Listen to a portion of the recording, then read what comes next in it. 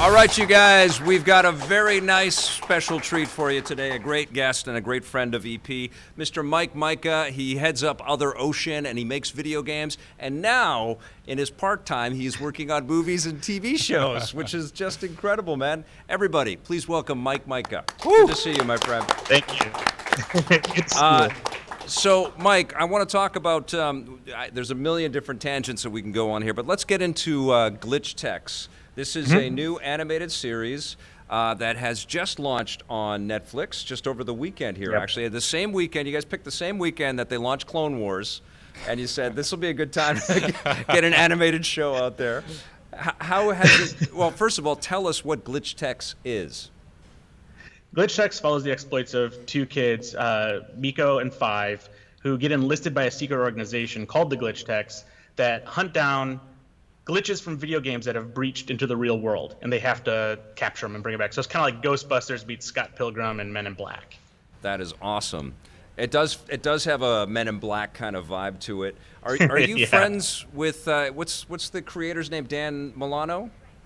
Dan Milano and Eric Robles are the two showrunners. Okay. Amazing guys. They're the ones who brought me out very early and just wanted to pick my brain and kind of see what I could help out with on the project. And they were so amazing because, like, for me, ever since I was a kid, I wanted to work on movies and TV shows, and I happened to get into video games. So this was like a lifelong ambition of mine to be able to get into this. And I think they kind of picked up on that and were like, all right, come along for the ride. That's great. So were they kind of tapping into your expertise and your wisdom about video games and trying to make everything feel a little bit more authentic? That's really what they wanted to do, because they felt that they wanted a show that was going to be really genuine about video game and gaming culture, but also something that wasn't going to be representing games in a toxic way as well. So they reached out to me after I had done a talk over at Nickelodeon about this game I worked on called iDarb, and part of that talk was about inclusivity and how, like, we want to make games where anybody can be whatever they want, whether it's a glass of orange juice or their hero or whatever. And that really resonated with them. And so they invited me in, and we started talking about the process of making video games, the technology behind video games, and how that could be parlayed into this incredible world that they wanted to build.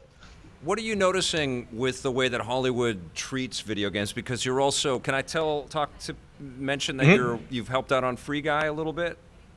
Absolutely, yeah. That's Free Guy is a movie coming out this July.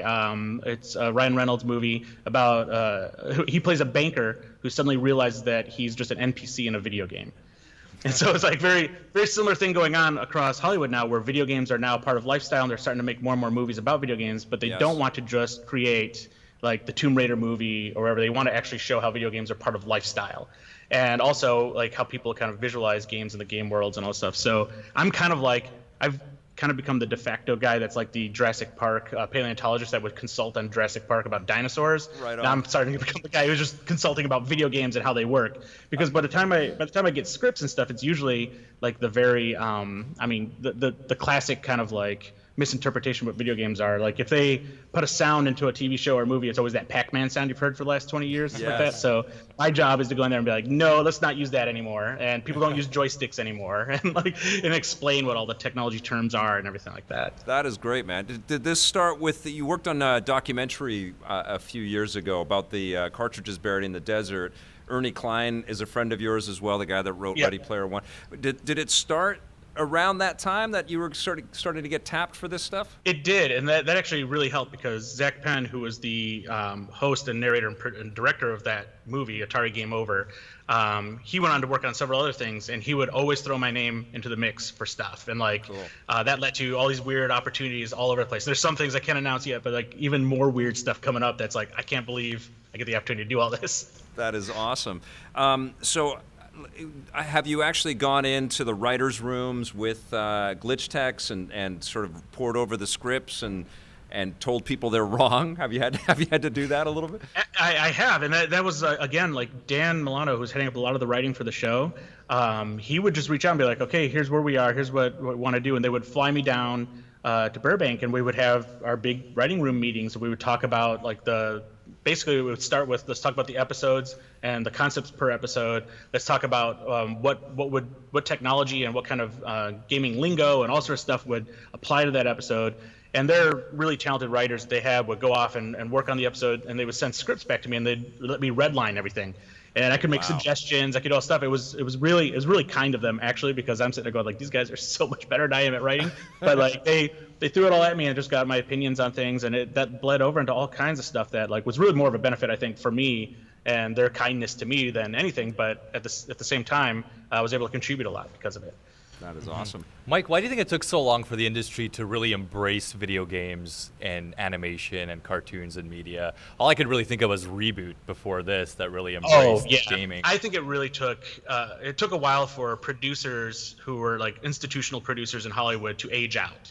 Because now we have people who grew up with video games that understand them to a higher level, or at least understand the impact they have, and are more willing to embrace it. Like if you think about it, like Nickelodeon is a pretty old school style company. The kind of cartoons they make, I think they have like some breakouts here and there. Like SpongeBob was obviously really big, but for them to get their heads around glitch decks took a lot, and that was amazing on their part. That is awesome. Did you get to visit the set of Free Guy? Did you get to meet Ryan Reynolds and hang out a little bit?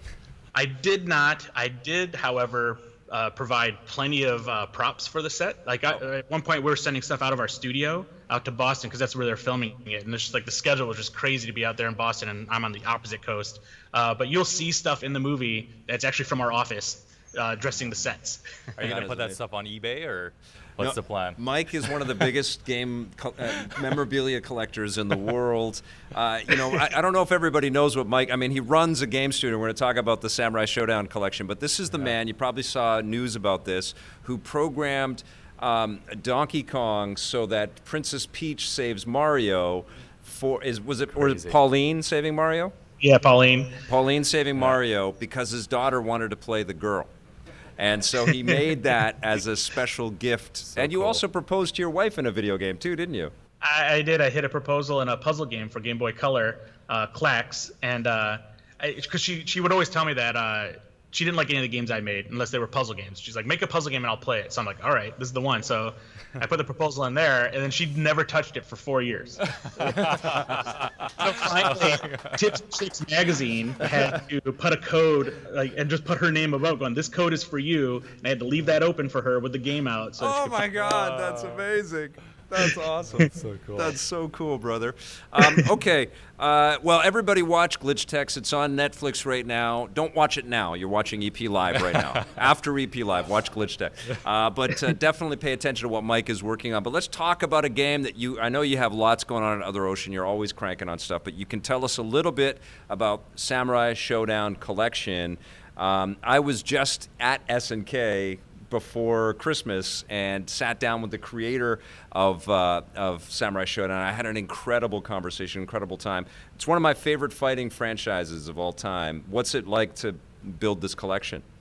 Oh, it was the same for me. Growing up, like everybody really liked Street Fighter. I like Street Fighter, but Samurai Shodown was my fighting game, and I really loved that game.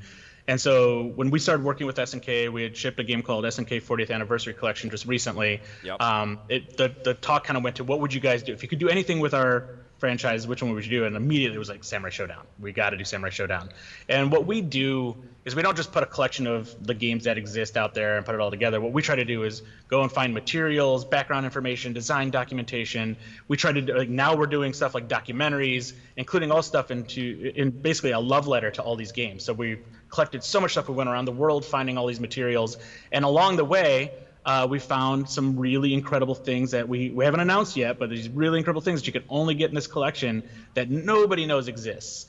And then also on top of that, we've found a way to present the games in a way that nobody's seen before, that we're also excited about. And that's all going to come together and be out later this year. Summer, it's what it's looking like. We're just putting some finishing touches on it. And the problem with like these kind of projects is, as you're going, it's like an archaeological project. Yeah. You're digging stuff up constantly. So you just, when you think you're done with the project, you find something amazing. You're like, we got to put this in here. So it just kind of has that kind of problem with it right now. Do you I know that you love this retro scene and mining into the classic libraries of some of these game studios as much as I do. I'm wondering if you have a dream project, or is there a dream studio or a dream publisher that you would love to kind of collect all of their stuff and release it? Oh, if I'm looking at, like, I have several dreams. One dream is a very big project that I was just talking about earlier today with a very big company. That aside, because I can't talk about it, the next thing is really I love all the Atari franchises, and I wish I could just own all those.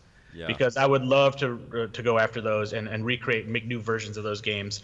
And second to that is pretty much the Warner collection as well, which is Midway and Williams. Yes. Those two libraries of games are so close to me, and I really would love to have those and do like a new Joust or a new Robotron and all that sort of stuff. Because I think a lot of people don't realize how good those games still are today. Yeah. But also to modernize those games and bring them more into the future and put stuff that people expect on top of those games and visually enhance these games a bit. I think you'd have a whole new audience for years to come.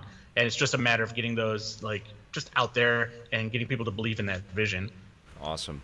Well, I'm going to reach out to you to talk a little bit more about some of these dreams that you're having, because I share some of those dreams, and I think the more that we talk about it, the more these things will help to be manifested. But Mike Mika, you've got lots on the go, and please join me in thanking him for joining us on EP Live. Yeah. Go check out Glitch Techs and watch Free Guy this summer, and look for Samurai Shodown Collection. Thank you, sir. Thanks, Victor. Appreciate it.